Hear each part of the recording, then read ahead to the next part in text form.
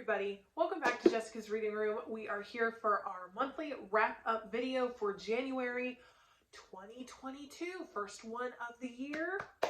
And I have to say, I'm actually really excited with how well I did this month. So if this month is indicative of what the rest of the year is going to look like, I think we might be able to handle it. Possibly. I mean, okay, a lot of weirdo stuff happened this month, but that's a completely separate video. I swear, every year it's like we start out with the weirdest, okay. How about I'm just going to tell you what I read for the month of January? And if we have time after I get through all of these books, then we'll get into what weird things happened in January, but probably not really because it's really not that interesting. Okay, so I read a total of 11 books this month. I'm very, very excited about it. I will start with the one audiobook that I read, and it is the autobiography of Captain Kathryn Janeway, written by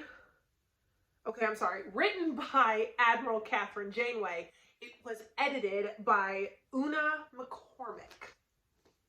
And it was actually really interesting. I really liked it. As you will see in just a second, I'm on a bit of a Star Trek kick this year. Not that that's really any different from last year at all. But I did just get a whole pile of Star Trek books, so it's probably what we're going to be seeing a lot of this year. But yeah, anyway. To be completely honest, I don't know. When I started it, I didn't know much about Captain Janeway, Admiral Janeway. I had never really watched Voyager much, but after listening to the audiobook, which was narrated by Kate Mulgrew herself, the same lady who played Captain Janeway in Star Trek Voyager, I actually went and got the Paramount Plus subscription, and I'm working my way through Voyager, and I'm really liking it. But it was a really good book. I really liked it. It seems to be written by people who understand Star Trek and who appreciate Star Trek. But in that same vein, I also read the autobiography of Mr. Spock, written by Ambassador Spock, also edited by Una McCormick. And this, I mean, it just, if you're a Star Trek fan, this is exactly the kind of thing that you should read. I mean, I had some issues with it, as in there was some of it at the end that kind of led into the whole Kelvin timeline thing, which we've already talked about. I'm not going to go back into it. If you want to go back and rewatch my video, then by all means, go ahead. I'm not going to bore you with it. But it was actually really nice because as I was reading this book, I heard Mr. Spock's voice in my head as I was reading it. And then as soon as I was done, I actually went back and rewatched all of the original Star Trek movies. So a lot of the stuff that he had talked about in this book, I went back and I was like, oh yeah, I remember that. So I just had a really good time with it. It's a really good book. The autobiography of Mr. Spock. Boom. Okay, then we have this fabulous little pamphlet, I guess you would say. It is The Ritual by Michael Goodwin. This one, I found it on Amazon, and it was one of those like add-on things for relatively cheap, and I was like, okay, I'm already ordering something. Let's add this on. And okay, great. The best way I can describe it is it reminds me a lot of The Lottery by Shirley Jackson. But it's different enough to where it was its own story. And I really liked it. I thought it was good. It did not take me long to read. I mean, all of barely half an hour to read it. And it was really good. And I liked it. Plus this cover. I mean, it's simple yet haunting. And I love it. Okay. All right, next we have Lake's Edge by Lyndall Clipstone. Ta-da. And talk about gorgeous cover.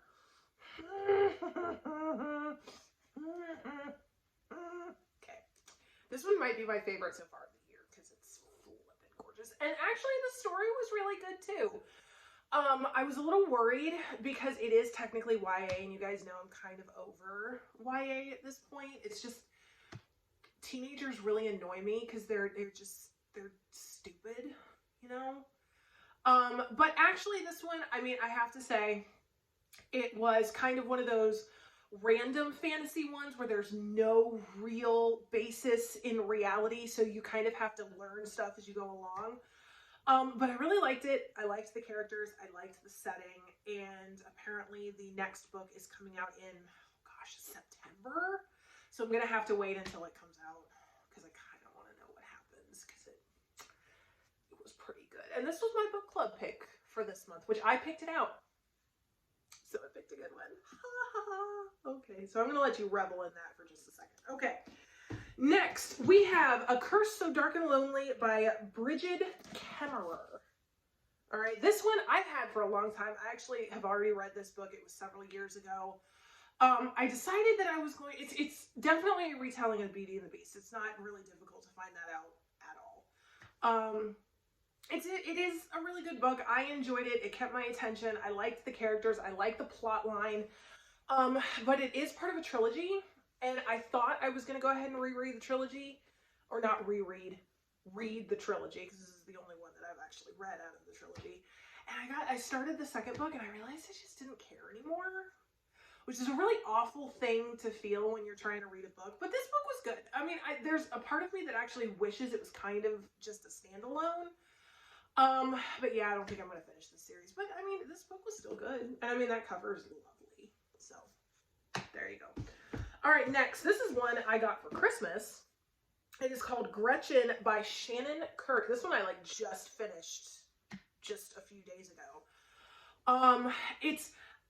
I'm not entirely sure how to describe this book because it's psychological thriller, kind of sort of true crime, I guess you would say.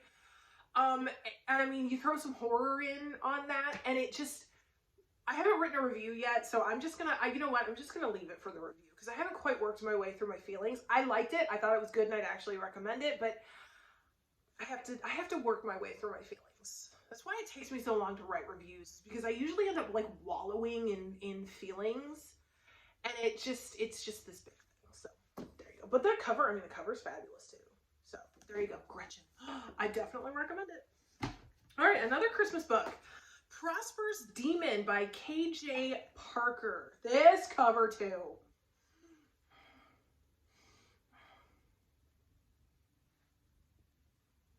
You know what I'm talking about? Okay. This one has been on my list for forever.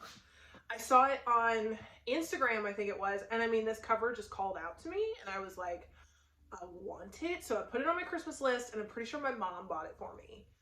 And which I'm a little surprised because normally she would not appreciate a cover like this. So I was like, okay, all right, let's take it. And look, it's little too. I was expecting a tome, but it's little, and I mean, it was really easy to read.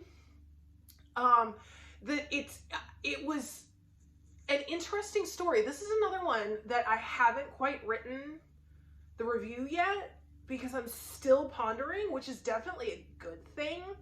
I think I know what it was about. I think, but again, I'm still wondering if maybe I was wrong about what I think it was about. So again, I think I'm just gonna kind of leave it at that, and I'll write a review and y'all see it. So it was good. I liked it. I mean, I'm not sure I liked it enough to necessarily read the sequel, but I liked it. So there you go. All right, next we have Open Heart by Elie Wiesel.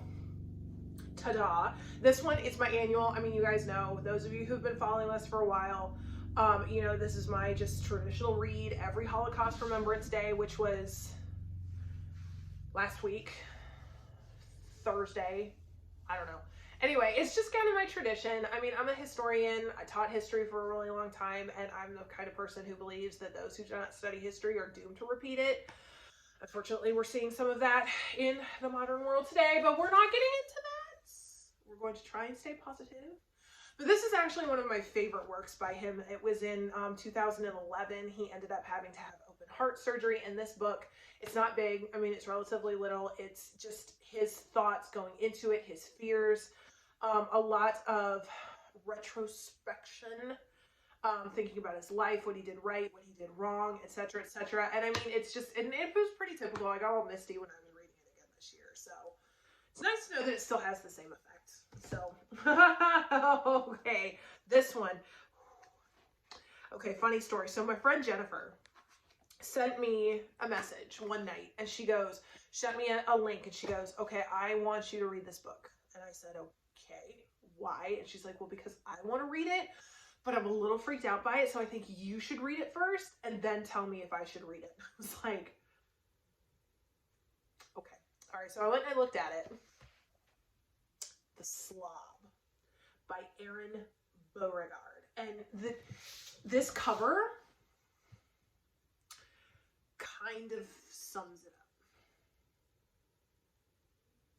Because this book freaked me the fudge out. I mean, and it didn't take me long. I had it done within an hour. I mean, it's not, thankfully it's not huge. And I was genuinely uncomfortable. I was freaked out. There were portions where like my stomach was even feeling a little, and what's so sad about it is that there's a sequel, and I think I'm gonna read the sequel.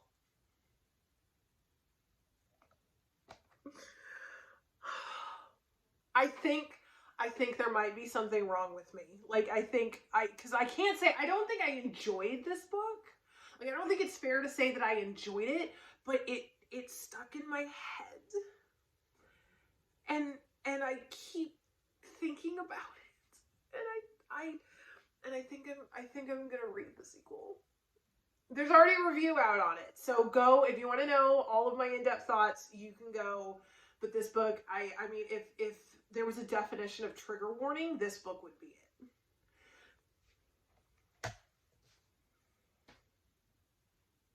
Because it was freaky. I'm just going to tell you it was freaky. Okay, all right, next. Moving on. This was an after Christmas gift. Like, my mom told me, well, after we had finished, oh, there's junk on it. Oh, that's sad. After we finished opening all of our presents, my mom was like, I don't think I spent it. I think I spent more on both Ivan and your brother than I did on you. So is there another book that you want? And I was like, sure. I pulled it up. She goes, okay, I'll order it. And it showed up in my house like 3 days later. So I was like, okay. This one has also been on my list for a little while. The cover and the synopsis.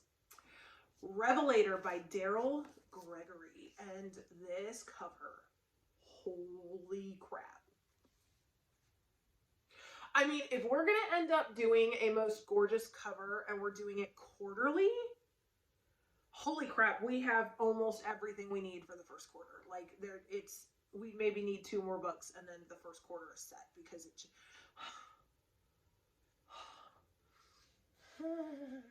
Okay.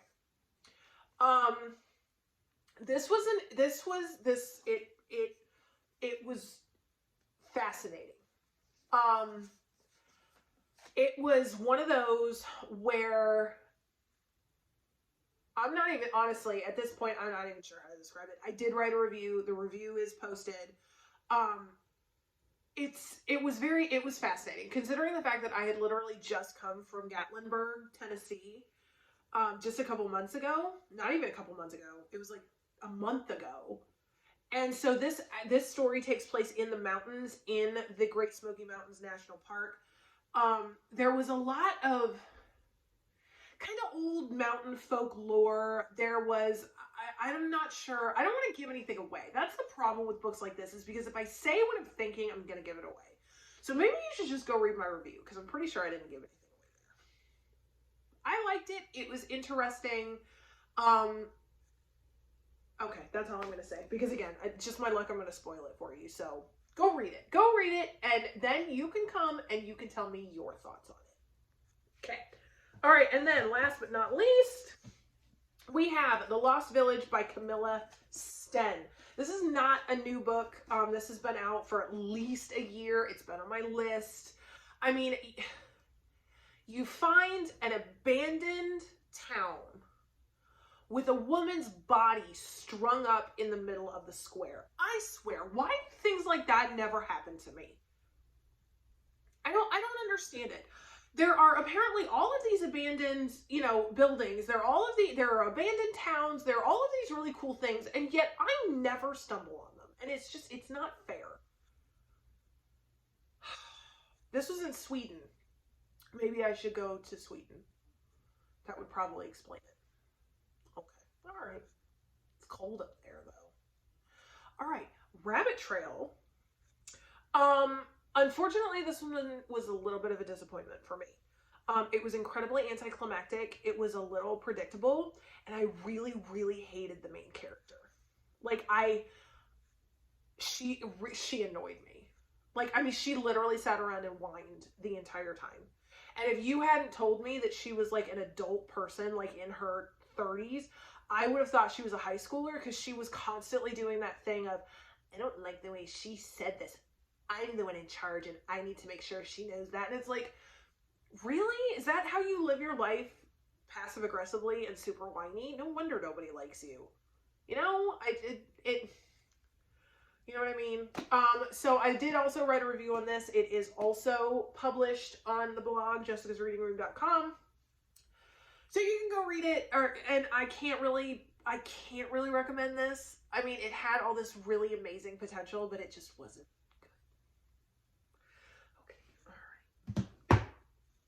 Okay, so there we go.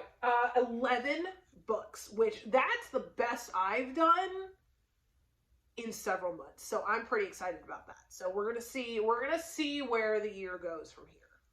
Okay, we need to do worst and least, best and worst, most and least. You would think, how many years have we been doing this, and I haven't actually managed to figure out what it is every month? I don't know. I don't know what's happening. What's going on. I just work here, okay? All right, so let's do most favorite, and that was the autobiography of Mr. Spock. That's pretty easy. I mean, again, I heard his voice as I was reading this book, and I learned a lot of really cool stuff, and there are pictures in the middle. I mean, it's kind of a big deal. I mean, and it made me nostalgic, and it's just so nice, and I really liked it. And I mean, look, it's his parents, and I really liked it. Okay, all right, and then least favorite, it's pretty easy. It was just anticlimactic, and I didn't like it. Okay, all right. Okay, again, I don't know how thumbnails work, so I don't even know if that's gonna come out. So, okay, all right, so like I said, 11 books. I would absolutely love to hear what you have been reading. It is the start of the year. We have a clean slate. I want to know what your reading goals are for this year. Mine is, once again, reading 100 books. So far, I am 12 books closer to 100 books. So I have read 12 books so far, 11 in the month of January. I would love to hear what you have been reading. Make sure you tell us down in the comments if you have any recommendations. Those of you who have been watching me long enough, you guys know what I like. You know what I like to read. So put them down in the comments. We love to hear from you. And I will see you next month for February's wrap up. Everybody have an awesome, awesome day, month, year. This is going to be a weird year. I can already feel it. We're off to a really weird start, which is pretty usual for us. So I'm not sure why that's any different. Okay. All right, everybody have a great day. Thanks for watching. Bye.